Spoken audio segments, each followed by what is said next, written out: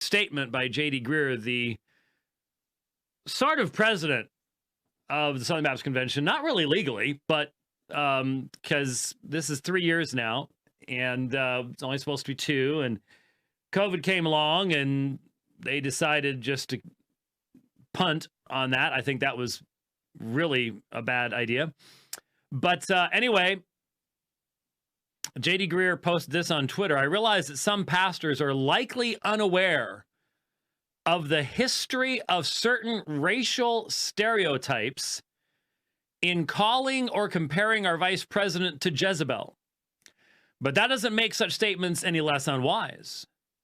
There are times we will critique policies, but that should not include personal attacks on a newly elected, notice, personal attacks on a newly elected official God has told us to honor and pray for. Let us speak clearly and boldly for righteousness, but in a way that honors what the scriptures say about honoring our leaders. We don't correct one sin through another. So it's hard to avoid the conclusion that Dr. Greear, the president of the Southern Baptist Convention, believes it is sinful to do what myself and Dr. Tom Buck have done and others have done, and that is to make the argument that the worldview that is motivating the new regime and that is seen explicitly in Kamala Harris in her positions on the key issues in regards to human life. That is everything that God has said in his word about what mankind is, the origin of mankind, the transcendent value of mankind being made in the image of God. The reality that in Jesus's own words, in Matthew chapter 19, from the beginning, God created them male and female. Hence, the issues of homosexuality, lesbianism, marriage, polyamory, bisexuality, and of course, now, the explosive letter in the alphabet soup of moral degeneracy, the T, transgenderism, which truly destroys everything that comes before it, because you can't really define any of the other letters once the T is included, because all the other letters assume a gender binary to be even defined relatively, in a relatively meaningful manner. She has made her position on all these issues very plain, and they are all in direct opposition to biblical revelation, biblical morality, the historical perspective of this nation and its laws. And I haven't even touched on abortion. Well, I really did when I talked a little bit about the image of God. But abortion, the Infant Born Alive Act, any limitation on abortion up to the point of birth itself. She has made her positions known. Impartial organizations identified her in 2019 as the most leftist senator in the United States Senate. We can't talk right now about how in the world she ended up as vice president of the United States, but what we can talk about is the fact that there are people saying, well, look, isn't this wonderful? We now have a woman vice president who is not white. She's not a descendant of Europeans. She has a very mixed ethnic heritage. Not African American, despite what people would like to say. That's not where she's coming from, ethnically wise. And I think it's just so stupid that we're even talking about that part, but she's the one forcing it on us, and the worldview that she presents. So people are saying we should look up to this person who has broken the glass ceiling. Glass ceiling of what? Well, women were only, wait, what? Women.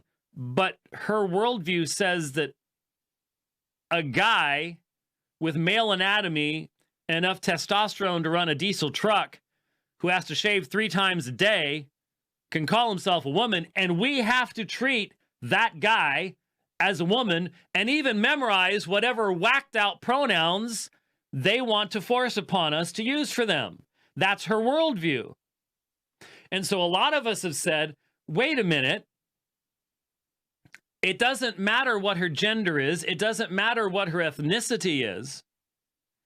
Character matters, and character is determined by how you live your life and by what standards. And a standard that says there is no male or female, there are 148 genders. Marriage isn't between one man and one woman. It can be any mixture of things. Life in the womb is not sacred. It can be destroyed by any means at any time, even without parental agreement. All of those beliefs are morally evil, and as a result, they will bring God's judgment against the person who acts upon them and promotes them to others. This was not a controversial Christian position even 10 years ago. Even 10 years ago.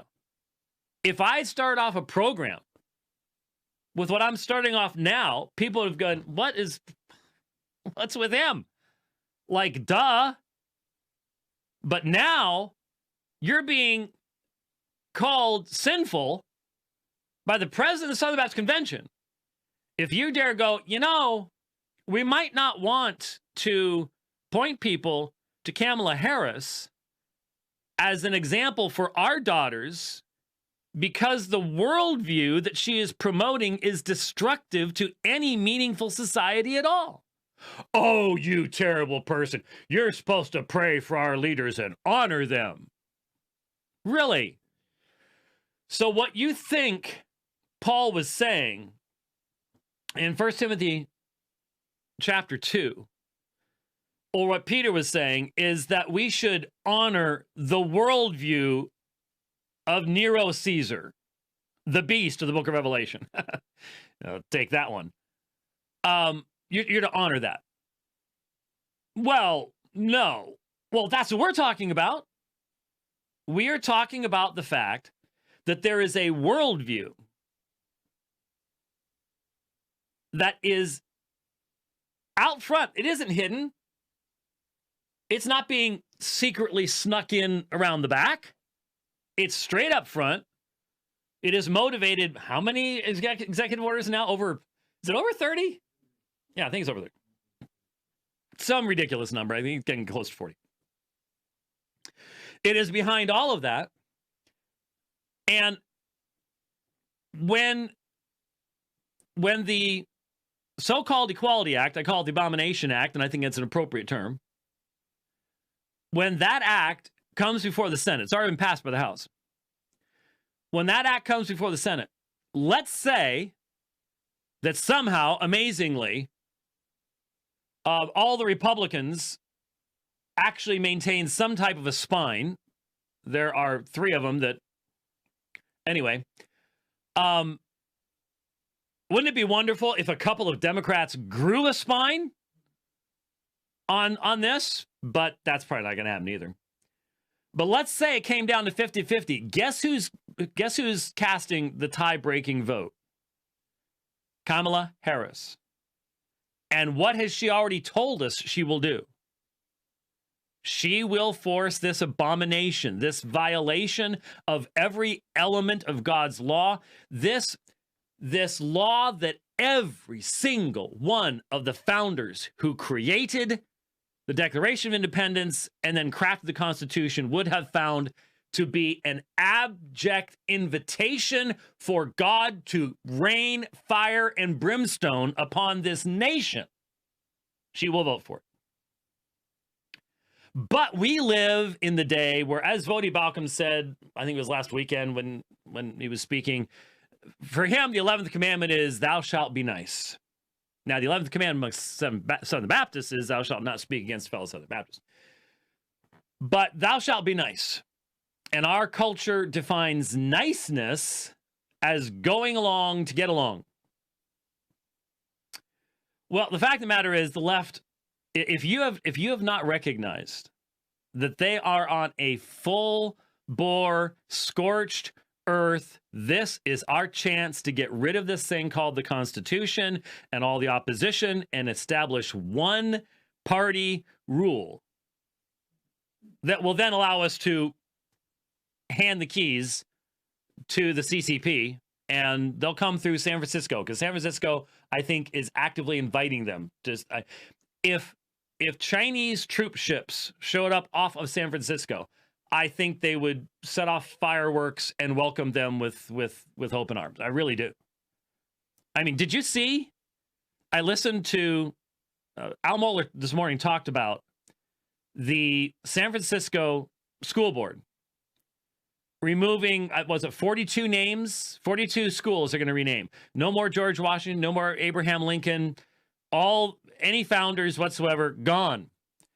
They're even taking, what's her face? The current older, I can see her and the name just escaped me. The California senator, the senior. That's what happened to me. That woman. Yes. Right, I know. Her. Both Rich and I are doing the old man thing right now. Feinstein. Ah. They're even taking her name. You know why they're taking her name off?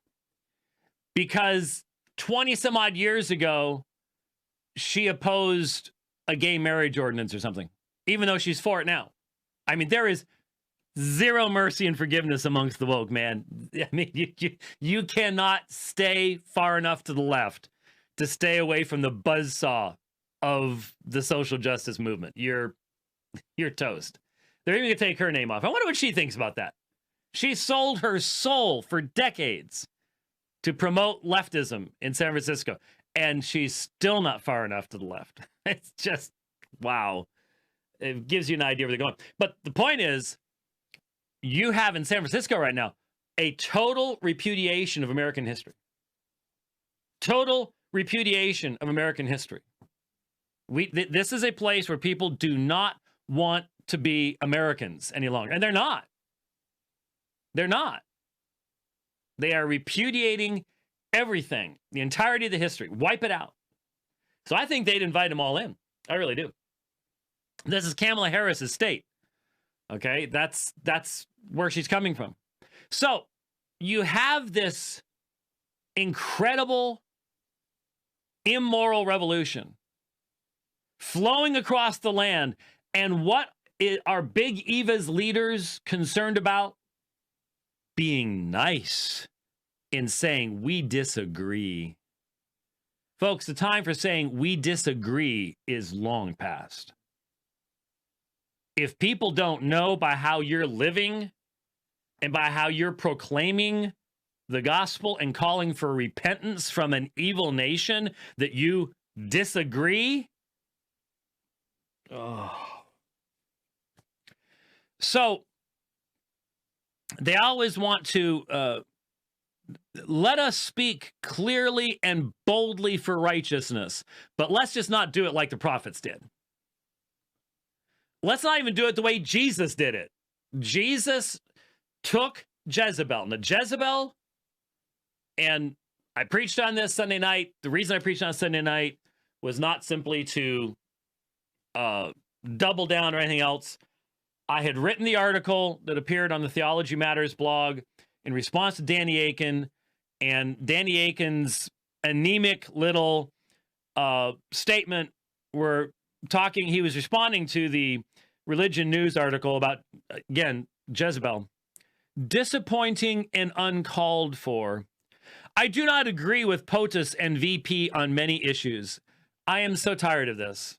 I thank you very much for informing us as Christian ministers that you do not agree with the people who are 1,000% committed to the destruction of marriage, the destruction of human sexuality, the destruction of the human being as a whole, the destruction of human life in the soul, in the womb, gender, I mean, so thank you for letting us know you don't agree with the anti-Christians. We sort of guessed that. If that's all you can do, then why are you bothering? As I said in the article, don't waste the keystrokes. If that's all you can do. I don't hear these guys. Where's the sermon from J.D. Greear? Because remember, he's the one that says God whispers about sexual sin. Where is his sermon identifying the Equality Act as an abomination from the pit of hell? Don't tell me he doesn't know what testosterone does to a 13-year-old girl's body. Don't tell me he hasn't taken the time to read Irreversible Damage and read the descriptions of what happens to a 13-year-old's body when you inject her with testosterone for weeks on end.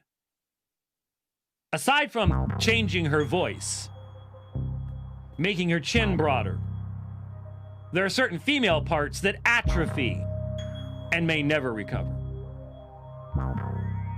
Where's the sermons about the moral evil of that?